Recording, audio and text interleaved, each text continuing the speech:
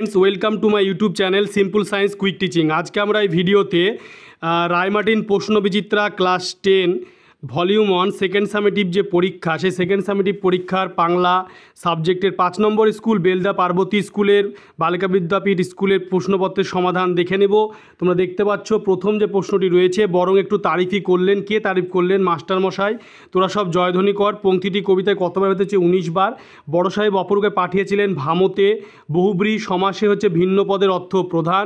রাজপথ শব্দটির ব্যাসবাক্য হলো পথের রাজা।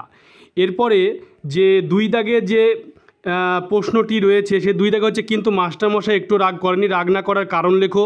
মাস্টারমশাই রাগ করেনি কারণ হরিদার নকল পুলিশে যে ঘুষ নিলেও তিনি তার বহুরূপী সাজের তারিফ করেছিলেন। 2.2 দাগে দেখতে পাচ্ছ সাজিছে রাবণ রাজার সাজার কারণ কি? পুত্র বীরবাহুর মৃত্যু সংবাদ পেয়ে শোক কাটিয়ে রাবণ যুদ্ধসজ্জার প্রস্তুতি এবং প্রতিশোধের প্রতিজ্ঞা নেওয়ার জন্যই তিনি সাজছেন। ওরে ওই হাসছে ভয়ঙ্কর হাসছে কেন? ভয়ঙ্কর হাসির কারণ দীর্ঘকালের আগল ভাঙার আনন্দ।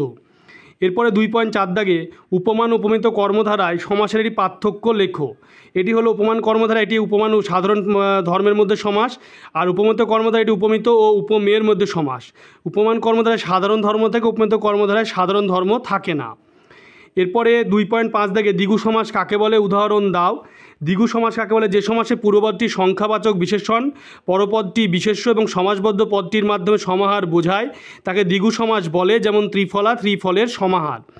এরপরে নেক্সট যে 3 দাগে প্রশ্ন রয়েছে, কেবল আশ্চর্য সে রোগামুখের অদ্ভুত দুটি চোখের দৃষ্টি, প্রসঙ্গ সেই দুটি চোখের দৃষ্টির বর্ণনা দাও। তোমার প্রশ্নটি দেখতে পাচ্ছ এবং উত্তরটিও দেখতে পাচ্ছ। সেই প্রশ্নটি তোমরা দেখে লিখে নেবে এবং স্ক্রিনশট করেও লিখে নিতে পারো। এরপরে 3.2 দাগ, সেখানে প্রশ্ন রয়েছে, আসছে এবার অনাগত প্রলয় নেশার নিত্যপাগল। অনাগত কে? সে প্রলয় নেশার নিত্যপাগল কেন? এই 3.2 দাগে যে প্রশ্ন, সেটি প্রশ্নের উত্তরই তোমরা দেখতে পাচ্ছ। প্রশ্নের উত্তরই তোমরা দেখে লিখে নিতে পারো। দেখতে পাচ্ছ, এটা দেখে লিখে নিবে বা স্ক্রিনশট মেরেও লিখে নিতে পারো। এরপরে 4 দাগে আছে 4.1 দাগে অভিষেক কবিতায় রাবণের দ্বিধা, শোক ও বাৎসল্যের পরিচয় দাও। তোমরা দেখতে পাচ্ছ প্রশ্নের উত্তরটি দেখো দেখতে পাচ্ছ। আমি দেখাচ্ছি তোমাদের চরিত্রটি। তোমরা দেখতে পাচ্ছ চরিত্রটি এইভাবে লিখতে হবে। তোমরা দেখে নাও, দেখে লিখে নিবে। এরপরে 4.2 দাগে আছে যে বহুরূপী গল্প অবলম্বনে হরিদার দারিদ্র্যপীড়িত জীবনের পরিচয় দাও। এই দারিদ্র্যপীড়িত যে জীবন, সেই দারিদ্র্যপীড়িত জীবনের পরিচয় দাও। এই প্রশ্নটির উত্তরটি তোমরা এইভাবে লিখে নিবে।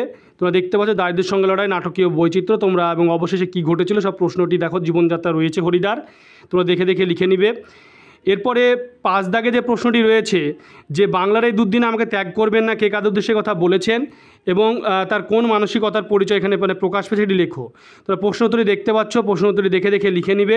তোমরা প্রশ্নটি দেখতে পাচ্ছ এবং উত্তরটিও লেখা এখানে রয়েছে। যে বক্তা উদ্দেশ্য ব্যক্তি, বক্তার মানসিকতা দেখতে পাচ্ছ তোমরা। এরপরে যে নেক্সট যে প্রশ্ন রয়েছে, অপরকে বঞ্চিত করে যে সিংহাসন পেয়েছো, সেই সিংহাসনে তোমাকে শান্তি দেবে ভেবেছ? এই যে 5.2 দাগের প্রশ্নের উত্তরটি তোমরা দেখে নাও। তোমরা দেখতে পাচ্ছ প্রশ্নটি দেখে বক্তার মানসিকতার উত্তরটি দেখে লিখে নিবে। তোমরা ভিডিওটি বেশি করে শেয়ার করবে। অবশ্যই চ্যানেলটিকে সাবস্ক্রাইব পাশে বেল আইকনটি তোমরা প্রেস করবে, যাতে পরবর্তী ভিডিওর নোটিফিকেশান তোমাদের কাছে পৌঁছে যায়। তোমাদের এই প্রশ্নের উত্তর বিষয়ে যদি কোনো কিছু আরও জানার থাকে, তোমরা আমাকে কমেন্ট করেও জানাতে পারো।